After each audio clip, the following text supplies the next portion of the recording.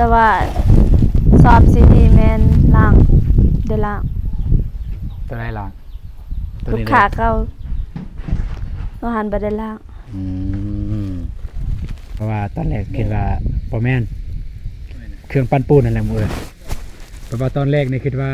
ไอ้น้องสิกอก็เลยซื้อตัวนั้น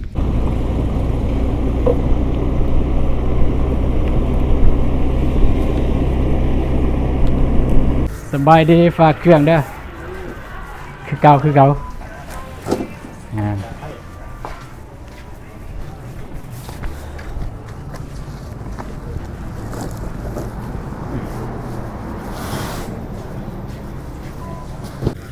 มาแล้วพี่น้องเอ้ยที่จริงนี่ทางเจ้าของห้างเพิ่นให้แกะกล้องเด้อเพิ่นว่าให้เบิ่งก่อนเครื่องของว่ามันบ่ตรงปกกันบ่ตรงปกส่งคืนได้แต่ยาแล้วพี่น้องเอ้ย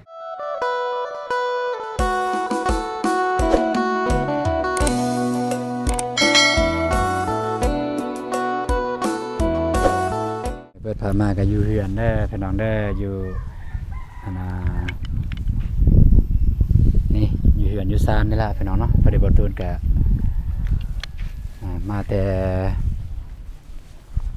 เบิ่งทีมงานก่อเฮือนพี่น้องเนาะเอากราบทักทายสบายดีและกราบสวัสดีพ่อแม่พี่น้องเบิดทุกคนยินดีต้อนรับ2บอกตูนแนลพี่น้องเอ้ยพอดีสำหรับคลิปนี้ก็บ่ตูนสิไปฝากเครื่องพี่น้องเนาะแต่ว่าก่อนสิไปฝากเครื่องก็สิเช็คเบิ่งเครื่องเฮาก่อนว่าจังใดพี่น้องเนาะเครื่องเฮาโอเคบ่พี่น้องเอ้ยสบายดีเด้อบ ายดีเด้อ นี่เครื่องใส่ไปเบิ่งสิเบิ่งเลยจักโลลูกค้าว่าอยากได้ คือละ10 โล คนละ10 โล แต่ว่าสอบซีนีแมนล่างเดล่าง ตัวไหนล่างตัว ลูก นี้ ค้า เลย เขาเราหันไปได้ล่าง อืม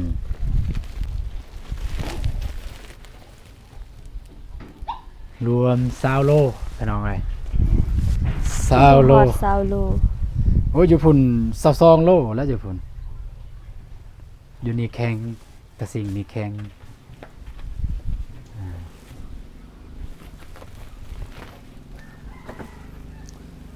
เอามานี่ก็จะได้เดินทางพี่น้องเนาะกระเจจอกกระเจรถอยู่ใส่เนาะบ้านนี่ไม่ใช่กระเจรถ เพชรสีหู จะได้เดินทางแล้วเด้อพี่น้องเด้ออ่ะก็จะไปฝากไม่แต่ว่าส่งข้อมูล เห็นบ่ส่งข้อมูลให้อ้ายแล้วก็ของภายในแล้วก็เครื่องที่ให้เอาอะนะมันเครื่องอีหยังแหละ เครื่องอ้ายก็ย้อนคือกัน สร้างเนี่ย บอตูนก็ได้สร้างเครื่องคือกันพี่น้องเอ้ยเพราะว่าตอนแรกบอตูนคิดว่าไอ้น้องสิมากอสิมาโบกให้ก็เลยได้สั่งเครื่องปั่นปูนพี่น้องนะคิดว่าไอ้น้องสิมาโบกแต่ว่ากระเทินได้สั่งแล้วสิยกเลิกกับบ่มีสัจจะพี่น้องเอ้ยสิยกเลิกกับบ่มีสัจจะก็เลยได้เอาซะเอาเลยซะไปปัดนี้มาเที่ยวเสด็จเกียมเดินทางแล้วปัดนี้พี่น้องเนาะ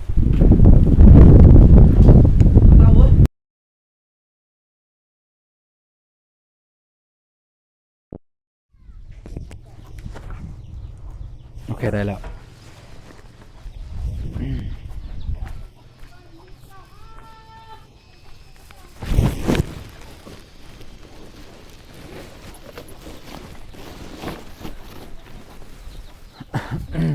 โอ้ตะกอนเขาเนี่ยไม่อีเล่ตะกอนเขา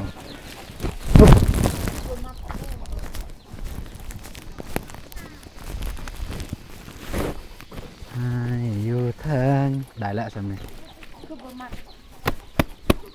ได้แล้วไปมัดกับพุ่นก็ได้บาทเนี่ยโอเคเอาเดี๋ยวไปเอาอันนั้นก่อนข้อมูลส่งเรียบร้อยแล้วเนาะแต่ว่าสำหรับคลิปนี้ประตูนก็สิไปฝากเครื่องไปเนาะก็ฝากเครื่องเลยไปเอาเครื่องต่ออีกบินส่งแล้วมาบิน ส่งเลย ไปฝากเครื่องแล้วก็ไปเอาเครื่องต่อสตังค์เด้เงินฮะไปเอาอันนั่นเด้ล้านหนึ่ง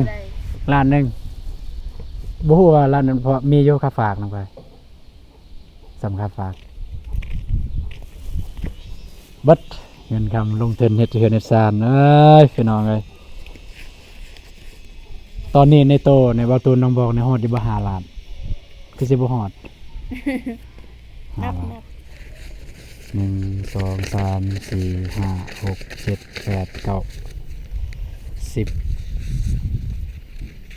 จะไปเอาเครื่องที่บ่ตูนได้สร้างเครื่องปั่นปูนพี่น้องปั่นปูนนะโตมีแนวจับจังซี่แล้วก็ปั่นปูนเพราะว่าตอนแรกคิดว่าบ่แม่นเครื่องปั่นปูนนั่นแหละหมู่เอ้ยเพราะว่าตอนแรกนี่คิดว่าไอ้น้องสิกอก็เลยซื้อตัวนั้นเพื่ออันนั้นนะแต่ว่าไอ้น้องบ่ได้กอกอโบกบ่ตูนลงตลอดโบกบัดแล้วก็ว่าพอดีไอ้น้องบ่ทันพอดีจ้างเขาเจ้ามา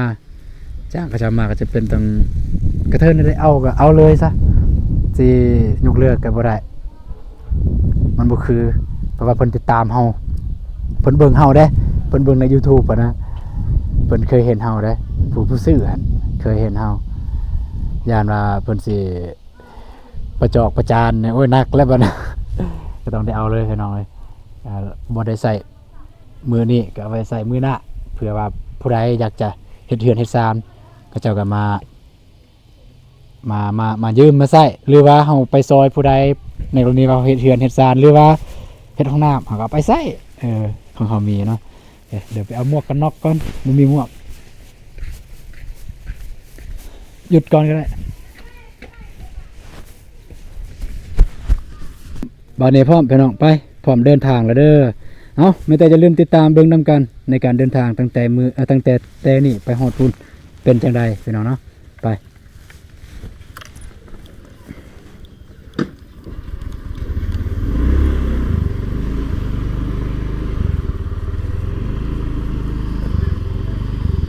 ขึ้นมา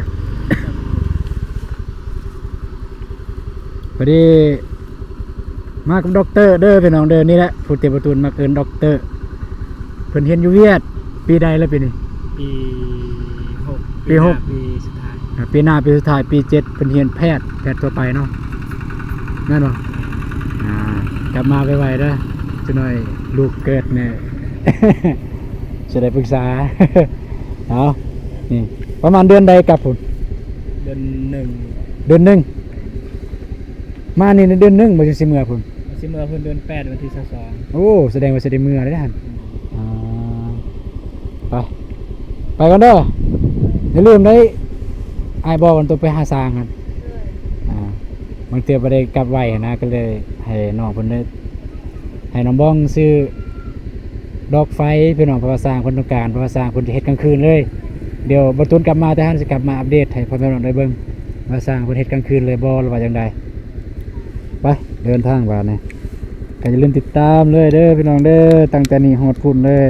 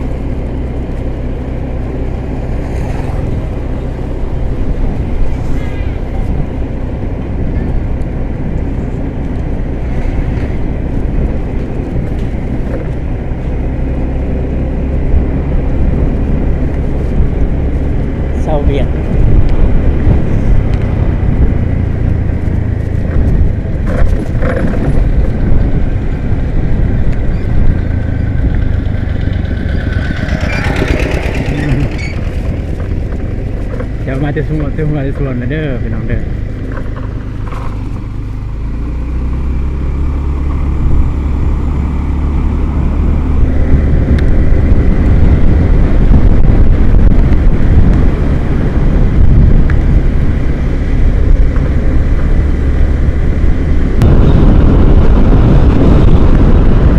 ชีวิตบ่กันนะแล้วแต่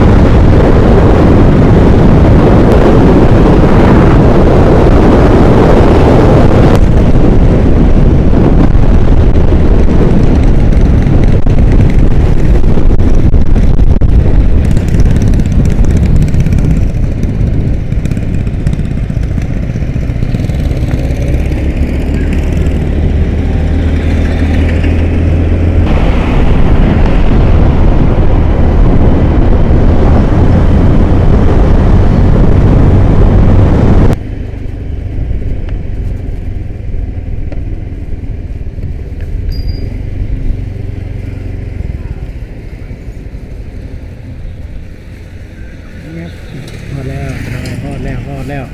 ตั้งอยู่ ฮอดอนุสิตเด้อพี่น้องเด้อฮึบแต่กองเขาสุดยอดสบายดีฝากเครื่องเด้อคือเก่างาน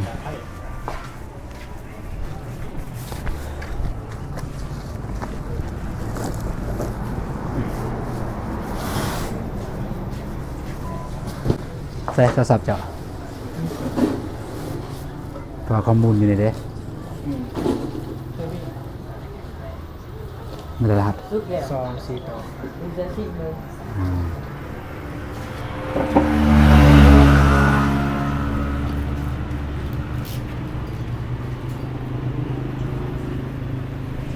กระสอบสีเขียวยืนบนก็ได้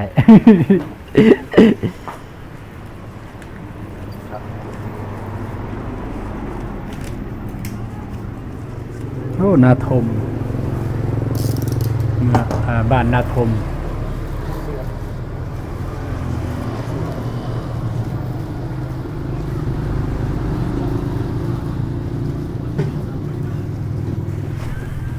จักโลรู้ปะพอดีอยู่แล้วกี่โลครับ10 โลพอดี10 โลเลย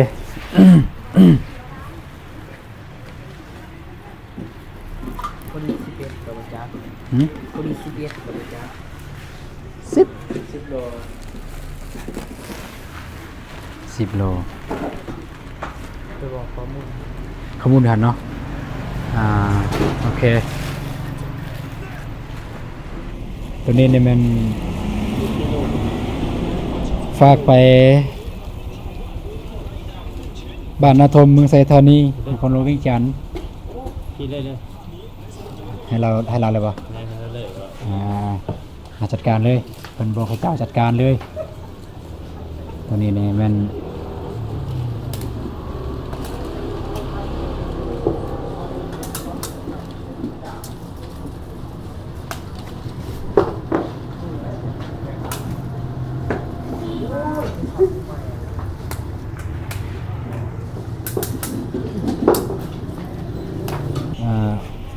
ผู้ฝากเนาะ974745050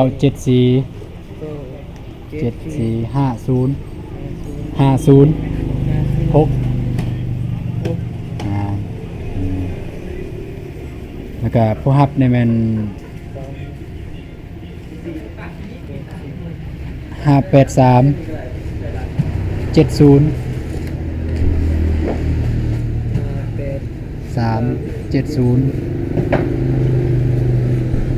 370 600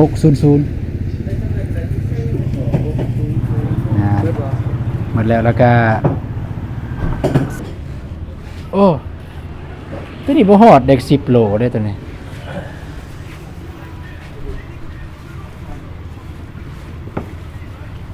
ใส่หนึ่งก็ได้อันนั้นมันมีเครื่องตัวหนึ่งว่าลงสาขาตัวเครื่องวางบ้านดีแล้วก็เป็น มัดเมียด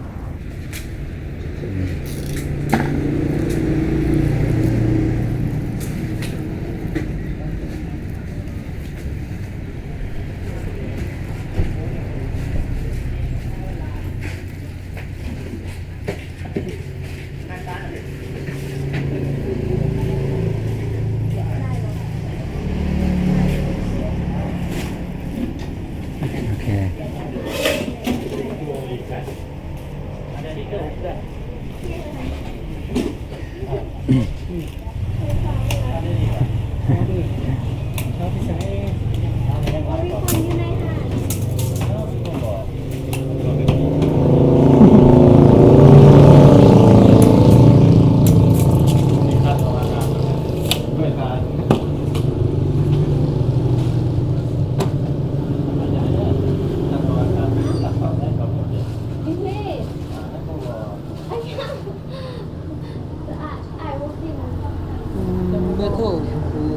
เบอร์โทรผู้รับเบอร์โทรผู้รับแม่น9243 เก้าสอง 43 สาม 9570 แก้ไง นครหลวงเวียงจันทร์ สาขา สาขาห้วยเต้ยเมื่อสถานี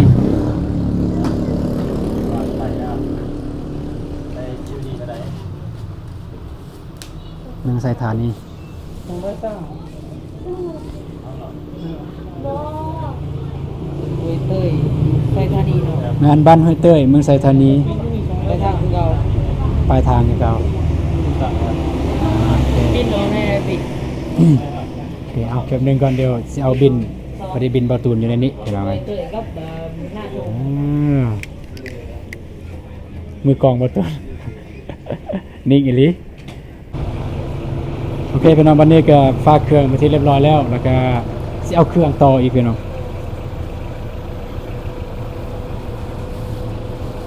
แมนยูเข้ามาก่อนแต่มาฝากเครื่องนะวันนี้ก็จะมาเอาเครื่องเลยก็จะได้เอาก่อน เอาเดี๋ยวเอาน้ำล้างก่อนเนี่ยตอนนี้รอถาแป๊บนึงก่อน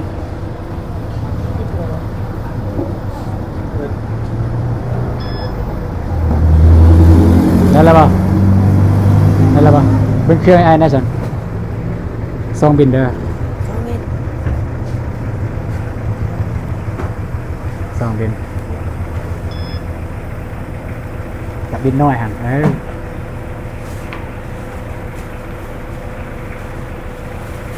แสงแปดตั้ง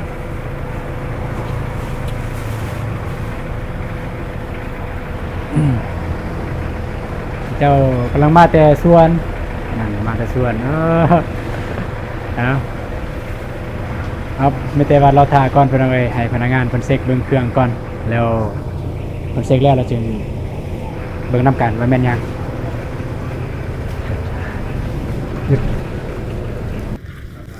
มาแล้วพี่น้องเอ้ยที่จริงนี่ทางเจ้าของห้างเพิ่นให้แกะกล้องเด้อเพิ่นว่าให้เบิ่งก่อนเครื่องของว่ามันบ่ตรงปกกันบ่ตรงปกส่งคืนได้แต่ยาแล้วพี่น้องเอ้ยเอาเลยซะแม่นล่ะบ่นี่ตัวนี้มันยังวะเบิ่งเบอร์ก่อนแม่นอันนี้ของเมียสั่งจักแม่นยังบ่ฮู้อันนี้ของบ่ตูนโอเคไล่เลยน้องเท่าไหร่นี่พี่น้องเอ้ยนี่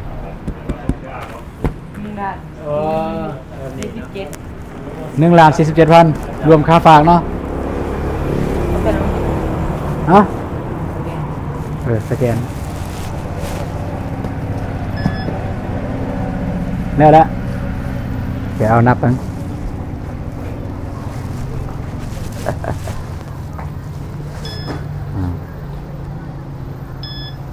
โอเคยัง โทรศัพท์ โอ้แม่นวะโทรศัพท์เฮาลืมเนาะ โทรศัพท์กับด็อกเตอร์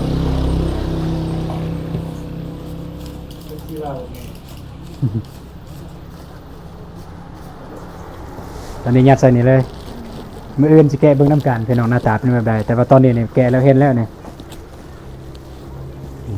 เห็นแล้วโอเคเรียบร้อยเนาะขอบใจหลายๆเด้อ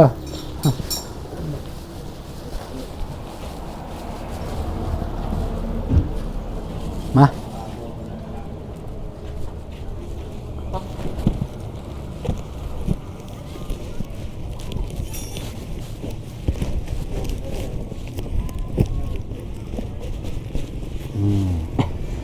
เอาบ้านนี้เป็นเนาะก็สำหรับคลิปนี้บอตูนก็จะได้จบคลิปเพียงแค่นี้ก่อนพี่น้องเลยก็